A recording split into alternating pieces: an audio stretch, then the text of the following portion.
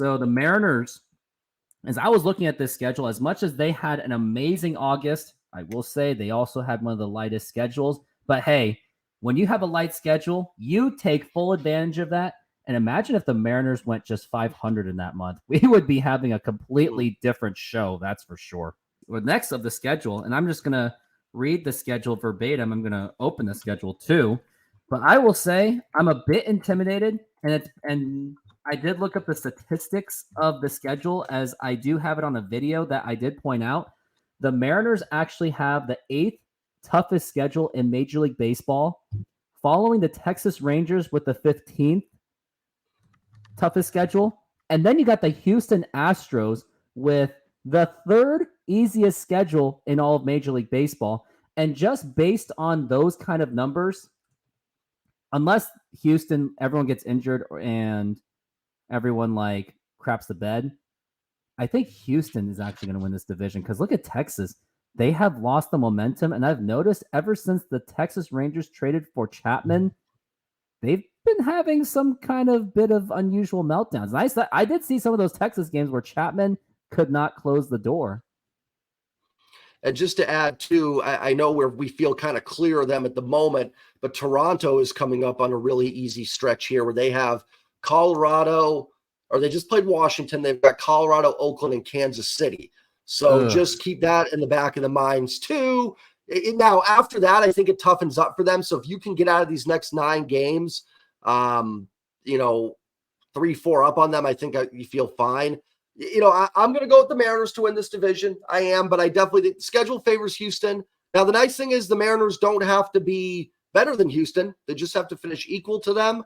So that's the good news too, is it's Houston that's got to make up another game in there still. So to me, it's going to come down to the last 10 games. Unless something crazy happens, I really think it's going to come down to those final 10 games. And if the Mariners can go 6-4, 7-3, 8-2 in there, if they win it, you go 5-5. Even 5-5 would be okay. 5-5, I would say. True.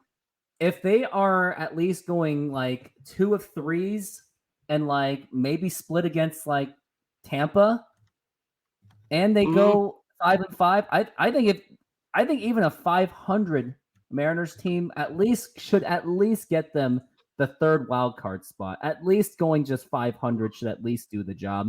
But anyways, let's look at that schedule. So we've got, first, you're going up against the New York Mets at New York. Now, yes, the Mets are absolutely falling apart. The only spotlight of that team is literally Dan Vogelbach at this very moment, and maybe Brandon Nimmo, but that's not saying much at all. But I still expect this to be a tough series because you're going to New York. You're never going to get an easy game out of it. Like, I even remember the 2003 Mariners struggled against a tanking New York Mets team. And then you got the young and hungry Cincinnati Reds, led by former Mariner David Bell, which I think he has done a good job managing that team. I think some of that came from Lou Piniella back in the day. I think Lou Piniella may have inspired him to be a manager, and look where he is. Now, Cincinnati has been a little bit coasting-ish, but they still have a chance to even make the playoffs. So I expect that to be a very competitive. And don't forget, Noelvi Marte, who has been called up recently, maybe he'll have I want some payback for the team that traded me. So watch out for that if he's still playing. Then you got at Tampa Bay, who is basically at this point just fighting for their top wild card spot. I don't think they'll catch up to Baltimore unless that Bautista injury does hamper them a bit. So either way, either they'll fight for that number 1 spot, or they'll try to get that division. Then you got Anaheim, where, yes, Shohei Ohtani is basically useless as a pitcher now at this point because of that torn UCL. But don't forget, Angels are going to be at that nothing to lose kind of mentality maybe. Or unless they're like just completely devastated, maybe some of those young kids, if they have any, maybe they'll play spoiler. So I would say the Angels stretch is probably going to be the easiest out of all of them. I think it's going to be at least easier than the Oakland series for sure.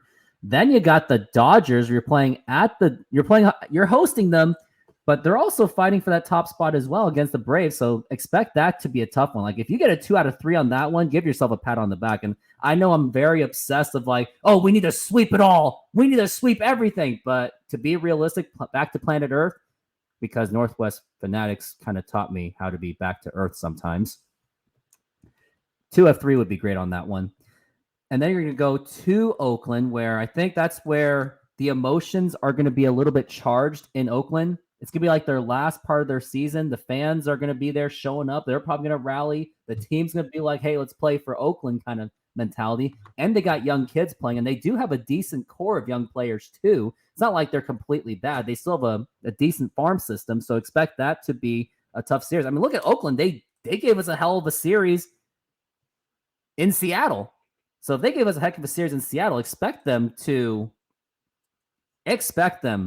make it a hell of a series in Oakland, especially in that dump stadium. It was great in the 80s, though.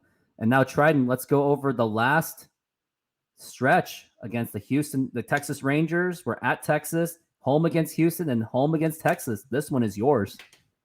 Well, and I do want to go back real quick with the Mets. You mentioned a couple offensive guys. Still got Pete Alonso. Still got Francisco Lindor. It's certainly not a good Mets team. They're bad, but they're not Royals, White Sox, A's bad either. They're a team that is capable of winning series. Like, now, nice thing is, too, the Mariners will have the big three going in that series as well, so that will help them against the Mets. And then we're in the home stretch after that Oakland and Texas road trip.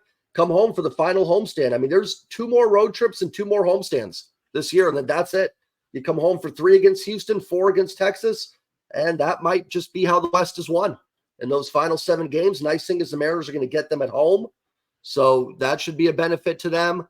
Yeah, I mean, that's probably going to be where it comes down to. I think you look at some of these series, and I think this is a tough road trip coming up. I think the Mets are not good, but they're tricky. You know, they're not, I don't know how to describe them. They're not trash. They're just bad. And those teams can sometimes get you. Cincinnati's a young, hungry team. They just added Hunter Renfroe and who was the other one they added? Harrison Bader. So they're got a little reinforcements coming in here. Tampa's a good team, although, you know, no more McClanahan and Franco. That should help. I'm with you. The Angels, probably just a mess at that point. But the Angels always seem to give Seattle fits in Seattle. Hopefully Trout is still out for that series. Dodgers going to be really hard, like you said. If you can take 2 out of 3 there, take it and run. And, yeah, then that Oakland, Texas road trip, like you said, Oakland's not great, but that's your last road trip. It's kind of like, remember they lost 2 out of 3 in Oakland last year at the end of the year. I was there. I remember. Yeah, I was at that game where Robbie Ray pitched and Luis Torrens actually tried to keep him in the game. I remember I had a bunch of Oakland fans making fun of me. And I was the only one screaming because I was like cheering really loud, like, let's go Mariners. And then as soon as Oakland started like hitting the ball, then those Oakland fans started laughing at me. And then my cousin tried to protect me going, hey, we got a playoff spot. I'm like, hey, we don't even have a playoff spot yet. Don't jinx it. But good times. Yeah, there. it was definitely. Yeah. So you never know. It's all right in front of them. If the Mariners play like we know they can play, like they've been playing, like they've been one of the best teams in baseball for now a month plus, they can do it. Listen, I will say this. Outside of maybe the Dodgers, I think you can make a case that the Mariners are still better than every team they're going to play down the stretch here. That doesn't mean that I'm not saying, if you're a Houston fan, I'm not saying like, oh, Mariners are bad. I'm just saying like they can win these series. Now, they're probably not going to win every one, but it's all there for them. They are better than the Mets. They're better than the Reds. I think right now they're probably better than the Rays, better than the Angels, Dodgers, better than the A's, better than Texas right now. Houston, maybe you want to say even, but it's in Seattle for 3 games, and then Texas. So let's get it done. Let's go win a division.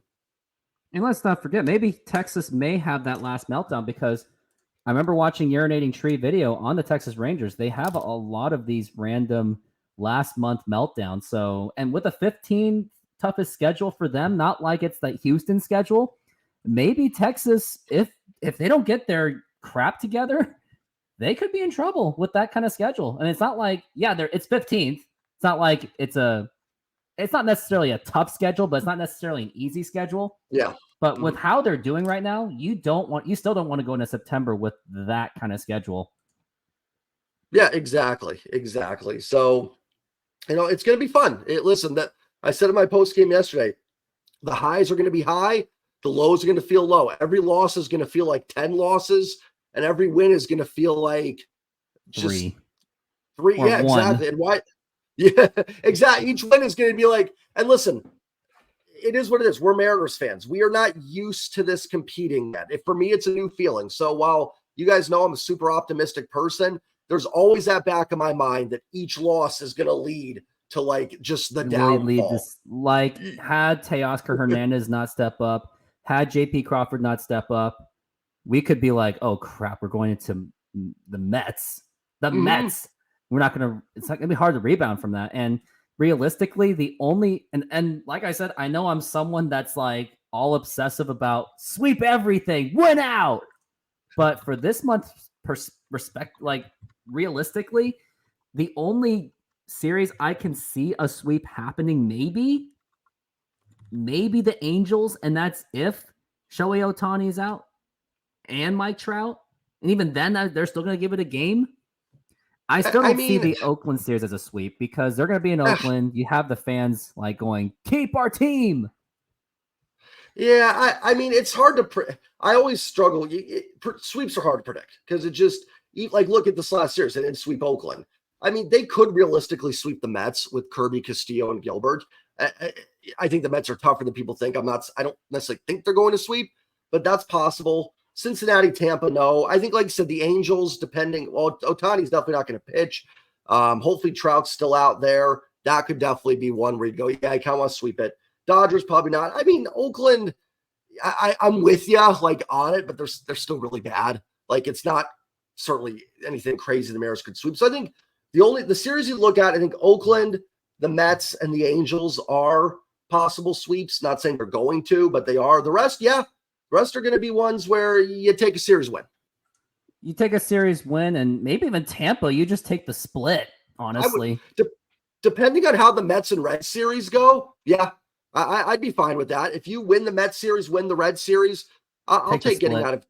Yeah, I'll take that. That Tampa's a good team. They're going to be in the playoffs. There's nothing wrong going on the road and splitting 4 there. Now, also, too, some of it depends on what Houston and Texas are doing. You know what I mean? Like if they just rattle off win, then you kind of need more, but we'll see what ends up happening.